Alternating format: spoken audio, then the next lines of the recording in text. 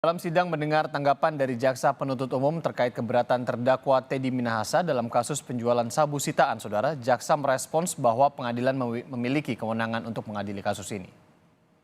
Apabila kita mencermati isi dari pasal 156 ayat 1 KUHP dan pasal 143 ayat 2 huruf B KUHP, maka dapat disimpulkan bahwa materi eksepsi yang dibolehkan oleh ketentuan undang-undang adalah sebagai berikut.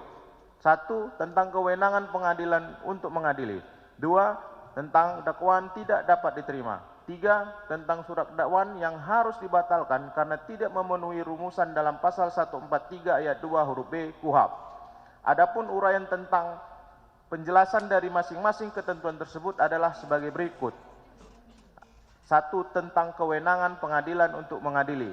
Bahwa kewenangan atau kompetensi pengadilan untuk mengadili ini menyangkut dua hal, yakni kompetensi absolut, yaitu mengenai peradilan apa yang berwenang untuk memeriksa dan mengadilnya, serta kompetensi relatif, yaitu mengenai peradilan negeri mana yang berwenang untuk memeriksa dan mengadili.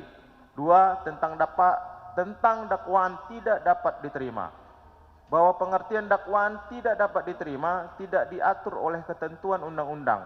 Oleh karena itu kami mencari di dalam doktrin hukum pidana, menurut Van Melen, suatu dakwaan dinyatakan tidak dapat diterima apabila di dalam suatu perkara yang merumuskan delik aduan, namun ternyata dalam proses pengajuan ke persidangan tidak disertai dengan pengaduan, atau delik dilakukan pada waktu dan tempat di mana ketentuan undang-undang pidananya tidak berlaku, atau hak menuntut telah hapus dengan alasan antara lain nebis in idem, daluarsa, dan terdakwa meninggal dunia, dan seterusnya, yang dengan kata lain syarat-syarat pengajuan tuntutannya tidak terpenuhi.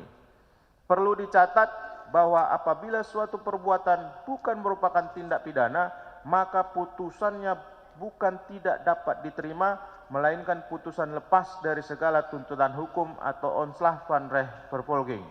Dan hal ini sudah menyangkut putusan terhadap pokok perkara. BD pasal 191 ayat 2 KUHP. Dilanjutkan majelis.